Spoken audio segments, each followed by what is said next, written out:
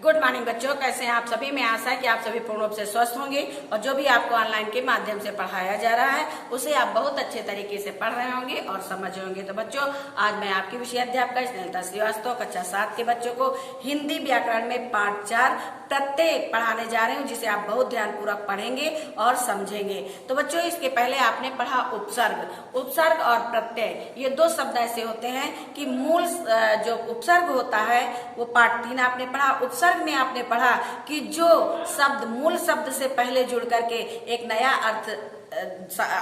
अर्थ देते हैं उन्हें उपसर्ग कहते हैं। और प्रत्यय की परिभाषा हम आपको बताते हैं। प्रत्यय क्या है? वे शब्दांश जो किसी शब्द के अंत में, उपसर्ग जो है वो किसी शब्द से पहले लगता है, ठीक है, इसलिए उसको उपसर्ग कहते हैं। और प्रत्यय वो किसी मूल शब्द के पीछे लगता है और एक नया शब्द बनाता है। तो वे शब्दांश जो किसी शब्द के अंत में जुड़कर उनके अर्थ को बदल देते हैं वे प्रत्यय कहलाते हैं। अब आपको समझ में आया होगा कि प्रत्यय क्या है और उपसर्ग क्या है। उपसर्ग हमने आपको बताया कि उपसर्ग की परिभाषा है कि वे शब्दांश जो किसी शब्द से पूर्व या पहले जुड़कर उनके अर्थ में परिवर्तन लाते हैं वे उपसर्ग कहलाते हैं। अब दूसरा पाठ 4 में है प्रत्यय। तो प्रत्यय क्या है कि वे शब्दांश जो किसी शब्द के अंत में जुड़ करके उनके अर्थ में परिवर्तन लाते हैं वे प्रत्यय कहलाते हैं। आइए हम आपको प्रत्यय के कुछ उदाहरण आपको बताते हैं। जैसे ये है मूल शब्द, क्या है? ये है मूल शब्द और ये है प्रत्यय और ये है नया शब्द। अब हमें मूल शब्द में प्रत्यय लगा करके एक नया शब्द बनाना है। तो अब हमने उदाहरण के लिए यहाँ पे कुछ शब्द लिखे हैं। आप इस तरह के कुछ शब्द अपने आप भी तैयार कर सकते हैं, अपने आप लिख के और उसमें प्रत्यय लगा करके नया शब्द बना सकते हैं। तो जैसे यहाँ पे लिखा है मूल शब्द में उठ और प्रत्यय में लिखा है आन। तो यहाँ पे उठ और यहाँ पे आन। अब उठ और आन से हम एक नया शब्द बनाएंगे। तो यहाँ क्या हो जाएगा नया शब्द? उठान। क्या हो जाएगा? उठान। ये उठान है, ठीक, ये नया शब्द बन गया। अगर इसी तरह का कोई शब्द आए और कहा जाए कि इससे प्रत्यय और मूल शब्द को अलग कीजिए, तो आप प्रत्यय और मूल शब्द को कैसे अलग करेंगे? आप यहाँ पे लिखेंगे, पहले आप लिखेंगे मूल शब्द। क्या लिखेंगे? पहले आप लिखेंगे मूल शब्द और फिर आप लिखेंगे यहाँ पे प्रत्यय, ठीक है। अब हमें किसी भी शब्द से कोई भी शब्द आ जाए, कोई जरूरी नहीं यही आए, कोई भी शब्द आ जाए उससे कहा जाए कि मूल शब्द और प्रत्यय अलग करिए, तो हमें पहले मूल शब्द लिखना है फिर प्रत्यय लिखना है। अब इसके बाद जैसे ये उठान है तो उठान में मूल शब्द क्या हो जाएगा? उठ और प्रत्यय क्या हो जाएगा? आन। प्रत्यय क्या हो जाएगा? आन, जैसे कि हमने यहाँ पे लिखा हुआ है। अब इसके बाद है पढ़ और पढ़ क्या है? मूल शब्द है और आई क्या है? प्रत्यय है। अब पढ़ और आई, देखो मतलब अगर दो अलग अलग हम देखें तो दोनों शब्द का मतलब अलग है। पढ़ माने होता है पढ़ना और आई माने होता है आना, ठीक है। पढ़ आना अलग शब्द देखा जाए तो अलग शब्दों के अर्थ निकालिए।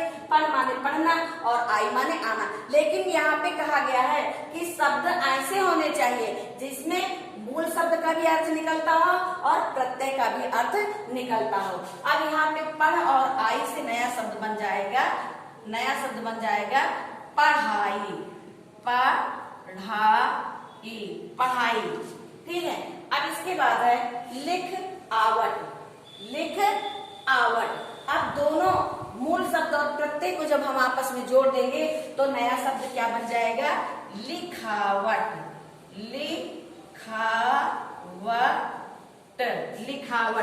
फिर इसके बाद है पाठ धन अक। पाठ मूल शब्द है और प्रत्यय क्या है? अक। तो दोनों शब्दों को हम आपस में, मूल शब्द और प्रत्यय को हम आपस में जब जोड़ेंगे तो क्या हो जाएगा? पाठक।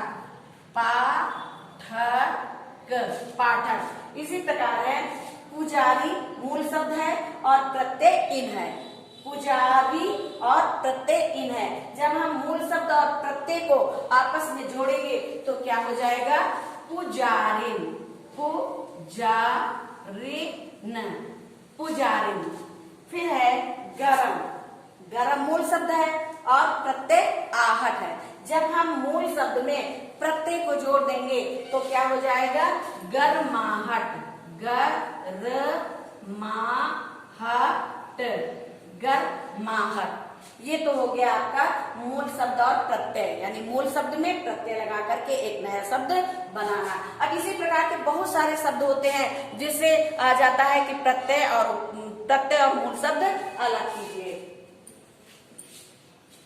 अब हम आपको चित्र के माध्यम से प्रत्यय समझाएंगे।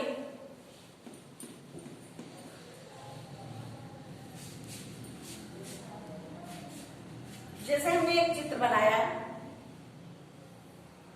ये गोला बना दिया है, ठीक है। अब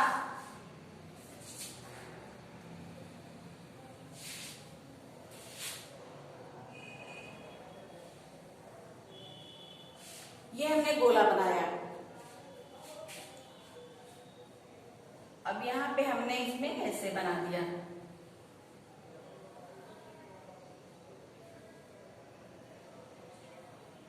ठीक।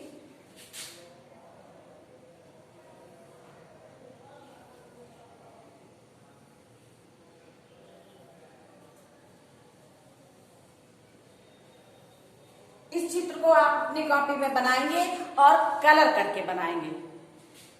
अब यहां पे हम ऊपर लिखते हैं प्रत्यय।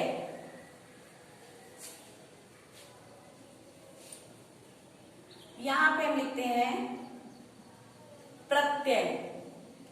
अब प्रत्यय हम एक शब्द लिखते हैं।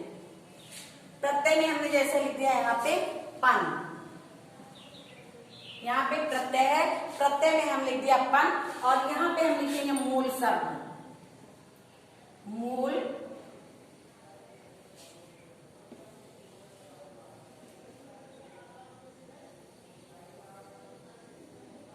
मूल शब्द, यहाँ पे हमने लिख दिया मूल शब्द, और फिर यहाँ पे हमने लिख दिया नया शब्द। नया शब्द, ये लिख दिया नया शब्द। अब प्रत्यय है यहाँ पन, ठीक है। अब मूल शब्द हम लिखेंगे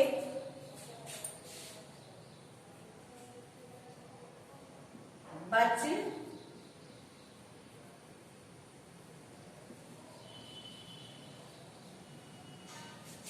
ये तो हो गए आपके मूल शब्द। ये हो गया प्रत्यय, बीच में आपका प्रत्यय लिखा हुआ है और इधर आपका मूल शब्द लिखा है। अब इस मूल शब्द में हमको प्रत्यय जोड़ करके यहाँ पे नया शब्द बनाना है। तो यहाँ पे मूल शब्द है बच और प्रत्यय है पन, तो बच और पन को हम आपस में जोड़ देंगे तो क्या हो जाएगा, बचपन। नया शब्द क्या बन जाएगा, बचपन। फिर इसके बाद है यहाँ लड़क, क्या लिखा हुआ है, लड़क। अब लड़क मूल शब्द है और पन प्रत्यय है, जब हम आपस में इनको जोड़ देंगे तो ये क्या हो जाएगा, लड़कपन। क्या हो जाएगा, लड़कपन, लड़कपन, लड़कपन। इसके बाद है पीला, पीला मूल शब्द है और प्रत्यय पन है, जब हम आपस में इनको जोड़ेंगे तो क्या हो जाएगा, पीलापन, पीलापन। इस प्रकार प्रत्यय और जो है मूल शब्द और प्रत्यय जोड़ करके नए शब्द बनाए जाते हैं। तो ये तो हमने आपको चित्र के माध्यम से बता दिया।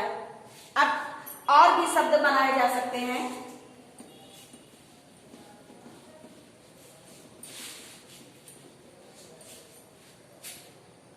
जैसे लिख दिया जाए कि वान प्रत्यय लगाकर, वान प्रत्यय लगाकर नए शब्द बनाइए, नए शब्द बनाइए। यहां पे दिया गया धन, धन। अब धन में क्या करना है, वान प्रत्यय लगाना है। दया, बल, ये यहाँ पे है धन, इसमें वान प्रत्यय लगाना है, दया में वान प्रत्यय लगाना है, क्योंकि यहाँ पे लिखा हुआ है आपको सिर्फ वान प्रत्यय ही लगाना है। शब्द आपके अलग अलग हैं, लेकिन इन सारे शब्दों में आपको सिर्फ वान प्रत्यय ही लगाना है। पहल, गाड़ी।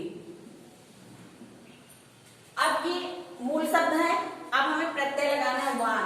तो धन में हम जब वान लगा देंगे प्रत्यय, तो नया शब्द क्या बन जाएगा? धनवान, धनवान। यहाँ पे दया है, दया में हम वान प्रत्यय लगा देंगे, लेकिन आपको यहाँ पे लिखना पड़ेगा, यहाँ लिखना पड़ेगा मूल शब्द। क्या लिखना पड़ेगा? मूल शब्द। और यहाँ क्या लिखना है? प्रत्यय। यहाँ लिखना है प्रत्यय, तभी तो पता चलेगा कि मूल शब्द क्या है, प्रत्यय क्या है। अब दया में हम वान, यहाँ पे ये हमको वान प्रत्यय लगाना है। दया में हमने जब वान प्रत्यय लगा दिया तो क्या बन गया? दयावान, दयावान।